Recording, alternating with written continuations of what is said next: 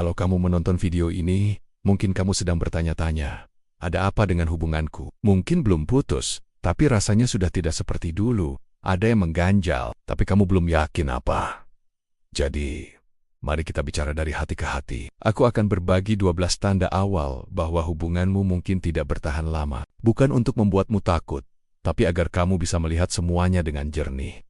Dengan penuh kasih dan keberanian. Hanya ada daya tarik, tapi tak ada kedalaman di awal hubungan. Semuanya terasa indah, deg-degan, penuh gairah, seakan dunia hanya milik berdua. Tapi kalau hubungan itu hanya dibangun dari rasa suka dan daya tarik fisik saja, tanpa ada nilai yang sama, tujuan yang sejalan, atau kebersamaan yang bermakna, maka fondasinya lemah. Percayalah, cinta butuh lebih dari sekadar rasa berbunga-bunga. Kedua, kamu tidak suka teman-temannya. Teman mencerminkan siapa seseorang sebenarnya. Kalau kamu merasa tidak nyaman dengan teman-temannya, mungkin ada bagian dari dirinya yang belum kamu terima. Bisakah kamu membangun masa depan dengan seseorang jika kamu tidak ingin jadi bagian dari dunianya? Ketiga, kamu mulai kehilangan diri sendiri. Menyebut seseorang sebagai duniamu terdengar romantis. Tapi kalau dia menjadi segalanya, di mana tempatmu sendiri? Kamu tetap butuh ruang, teman, dan identitasmu. Cinta seharusnya menambah kebahagiaanmu, bukan menggantikan hidupmu. Keempat, kamu yang selalu berusaha sendirian.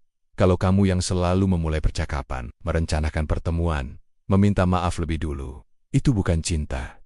Itu perjuangan sepihak. Hubungan yang sehat dibangun bersama-sama, bukan ditopang satu orang sambil yang lain diam. Kelima, kamu merasa dikendalikan. Apakah pendapatmu sering diabaikan? Atau keputusan penting dibuat tanpamu, dan kamu diharapkan menurut begitu saja? Kalau iya, itu artinya ada ketidakseimbangan kekuasaan. Cinta membutuhkan rasa hormat dua arah, bukan dominasi diam-diam. Keenam, kamu tidak bisa jadi diri sendiri awal hubungan.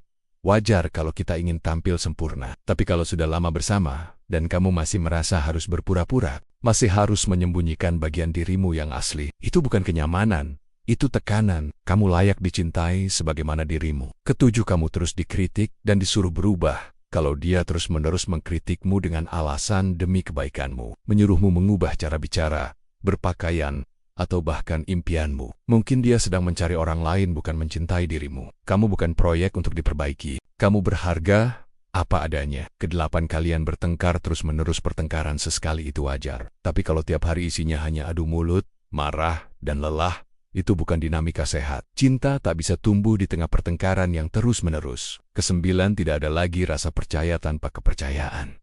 Hubungan itu rapuh. Kalau kamu terus curiga, mengecek ponselnya diam-diam, atau merasa dia menyembunyikan sesuatu, itu bukan hubungan, itu kecemasan. Rasa percaya tidak tumbuh dari pengawasan, tapi dari keterbukaan dan kejujuran. Kesepuluh, dia baik ke kamu, tapi kasar ke orang lain.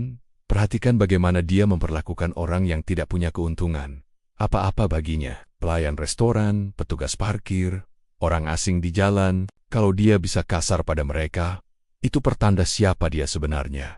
Mungkin kamu hanya sedang melihat topengnya. Kesebelas, dia pasif-agresif. Daripada bicara jujur, dia menyindir. Daripada menyampaikan perasaan, dia diam 1000 bahasa. Itu bukan dewasa, itu manipulasi. Tanpa komunikasi yang terbuka dan sehat, hubungan hanya akan perlahan hancur dari dalam. Ke-12, waktunya tidak tepat. Kadang perasaan itu ada, tapi waktunya tidak berpihak. Mungkin kamu sedang fokus dengan karier, atau dia belum sembuh dari masa lalu. Cinta saja tidak cukup kalau kalian berada di jalan yang berbeda. Dan memaksakan bukanlah solusi, hanya menunda luka. Dengar baik-baik. Tidak semua tanda berarti kamu harus pergi, tapi setiap tanda layak untuk direnungkan.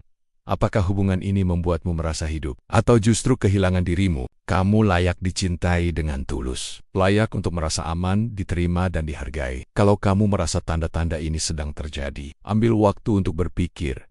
Bicaralah. Dan yang paling penting, dengarkan hatimu. Dia tahu jawabannya, bahkan saat pikiranmu bingung. Pernah mengalami tanda-tanda ini? Bagaimana hasilnya?